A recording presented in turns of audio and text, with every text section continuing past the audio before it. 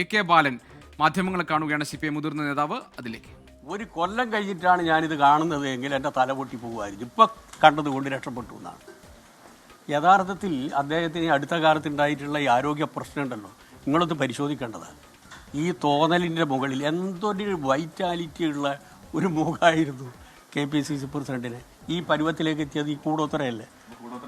അല്ല അദ്ദേഹം വിശ്വസിക്കുന്ന അങ്ങനെയാണല്ലോ, അങ്ങനെ പറയുന്നതല്ല. ഇതാരാ നടത്തിയത്? ആരെ കൊണ്ടാണ് നടത്തിച്ചത്? ഈ പാർട്ടിയിൽ ഇതും നടക്കും, ഇതിനേക്കാൾ അപ്പുറവും നടക്കും. അങ്ങനെയുള്ള ഒരു പാർട്ടിക്കൊരു നേതൃത്വം ഇല്ല. കോൺഗ്രസ്സിന് രാജ്യത്തിലെ ജനതയെ നയിക്കാൻ കഴിയില്ല. കേരളത്തിലെ ഗവൺമെൻറ്റിനെ, ഇടതുപക്ഷ ജനാധിപത്യ മുന്നണി ഗവൺമെൻറ്റിനെ അതിജീവിക്കാൻ പറ്റില്ല, പരാജയപ്പെടുത്താൻ പറ്റില്ല. അതുകൊണ്ട് ഇങ്ങനെയാണ് പോകുന്നതെങ്കിൽ വീണ്ടും LDF ഗവൺമെൻറ്റിൻ്റെ തുടർച്ച ഉണ്ടാകും എന്ന് ശശി തരൂർ പറഞ്ഞത് വെറുതെ അല്ല.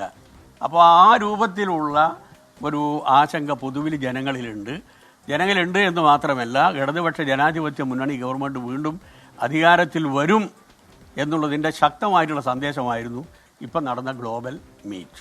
യാതൊരു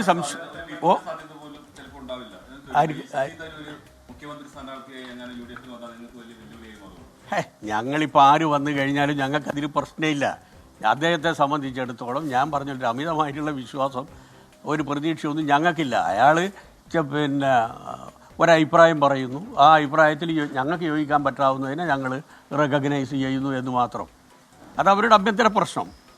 പക്ഷേ കേരളത്തിലെ ഇടതുപക്ഷ ജനാധിപത്യ മുന്നണി ഗവൺമെൻറ്റിനെതിരായി നാളെ ഇതുവരെ പടച്ചുണ്ടാക്കിയിട്ടുള്ള ആരോപണങ്ങളെല്ലാം വളപൊട്ടുന്നത് പോലെ പൊട്ടിച്ചു അദ്ദേഹം.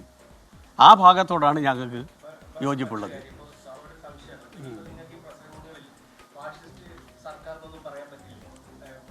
ഫാസിസ്റ്റ് സ്വഭാവമുള്ള ഗവൺമെൻറ് എന്നാണ് ഞങ്ങൾ ആദ്യമേ പറഞ്ഞത്. ഈ നമ്മൾ പ്രസംഗിക്കുമ്പോൾ എല്ലാവരും പറയാറില്ലെന്ന്, കോൺഗ്രസ്സുകാരും പറയാറില്ല ഫാസിസ്റ്റ് ഗവൺമെൻറ്, താനി ഫാസിസ്റ്റാണെന്ന് പറയാറ്. പിണറായി വിജയനെ സംബന്ധിച്ച് ഫാസിസ്റ്റാണെന്ന് പറയാറില്ലേ? ഇല്ലേ? പ്രതിപക്ഷ നേതാവ് അത് അദ്ദേഹത്തിന് തന്നെ അറിയാമോ ഫാസിസ്റ്റ് ആയതുകൊണ്ടല്ല, അതൊരു പ്രയോഗം എന്നുള്ള നിലയിൽ പറയുന്നതാണ്. എല്ലാ ഇനി പറയുന്ന ആൾക്കാരുണ്ടാകുന്നേ. ഞങ്ങളുടെ ഡോക്യുമെൻറ്റിൽ പറയുന്നത് ആധികാരികമായി ഞങ്ങളുടെ ഡോക്യുമെൻറ്റിലുള്ള കാര്യം ഫാസിസ്റ്റ് സ്വഭാവമുള്ള ഗവൺമെൻറ്റാണ്. അല്ല, ഞങ്ങൾ 22-ാം പാർട്ടി കോൺഗ്രസ് മുതലേ ഞങ്ങൾ പ്രസംഗിച്ചാൽ കേൾക്കാത്തതുകൊണ്ടാണ്.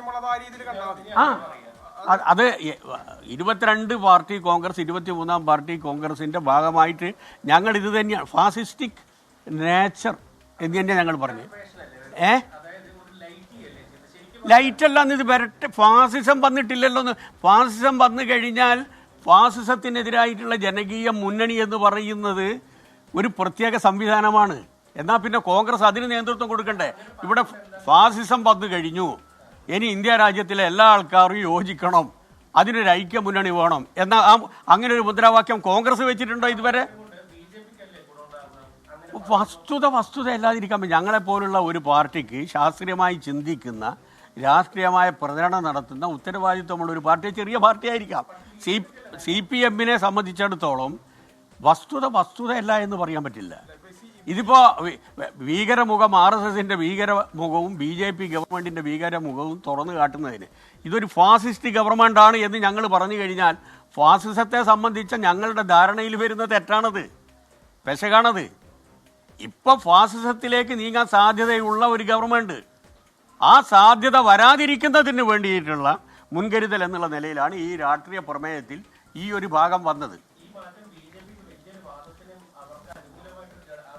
അങ്ങനെ ഒന്നും വരില്ല. ഇങ്ങനെ ഫാസിസ്റ്റ് സ്വഭാവമുള്ള ഗവൺമെൻറ്റാണ് ഇന്നല്ലെങ്കിൽ നാളെ ഫാസിസത്തിലേക്ക് നീങ്ങുന്നതിൻ്റെ ഏറ്റവും നല്ല തെളിവാണ് ഇന്ത്യ രാജ്യത്തിൻ്റെ ഭരണഘടന ടോർപ്പിഡോ ചെയ്യാനുള്ള പ്രവർത്തനം എന്ന് പറഞ്ഞ് ഞങ്ങളിത് എത്ര കാലമായി നടിച്ചുകൊണ്ടിരിക്കുന്നു. നിങ്ങൾ പറയുന്നില്ല എന്നല്ലാണ്ട് ഞങ്ങളിത് എത്ര കാലമായി കോൺഗ്രസ്സുകാർ പറയുന്നുണ്ടോ? ഞങ്ങളിത് എത്ര കാലമായി പറയുന്നത്? അതിൻ്റെ അത് ഒരു പ്രശ്നവും ഇല്ല. വസ്തുതയായിട്ട് പറയണോ? അതാണ് മാർക്സിസം. ഇല്ലാത്തൊരു കാര്യം ഞങ്ങൾക്ക് പറയാൻ പറ്റില്ലല്ലോ, ഉള്ള കാര്യമാണ്. അവിടെ എല്ലാം അത് ഞങ്ങൾ അവർ പറയുന്നതിനോട് ഏതെങ്കിലും രൂപത്തിലുള്ള വിയോജിപ്പ് ഞങ്ങൾക്കുണ്ടെങ്കിൽ വിയോജിപ്പ് ഐഡിയോളജിക്കലായി പ്രത്യയശാസ്ത്രപരമായിട്ടാണ് ഞങ്ങൾ നേരിടുക. ഇപ്പം CPM-ഉം CPI-യും തമ്മിൽ ഐഡിയോളജിക്കലായിട്ടുള്ള രാഷ്ട്രീയമായിട്ടുള്ള അഭിപ്രായ വ്യത്യാസം കൊണ്ടല്ല രണ്ട് പാർട്ടിയായിട്ട് നിൽക്കുന്നത്. CPI MLും ഞങ്ങളും തമ്മിൽ അടിസ്ഥാനപരമായിട്ടുള്ള വ്യത്യാസമുള്ളത് കൊണ്ടല്ലേ രണ്ട് AK ബാലൻ മാധ്യമങ്ങളെ കണ്ട് കാര്യങ്ങൾ സംസാരിക്കുകയാണ്. കോൺഗ്രസിനകത്തുള്ള പ്രശ്നങ്ങളെക്കുറിച്ച് അദ്ദേഹം പറയുന്നു.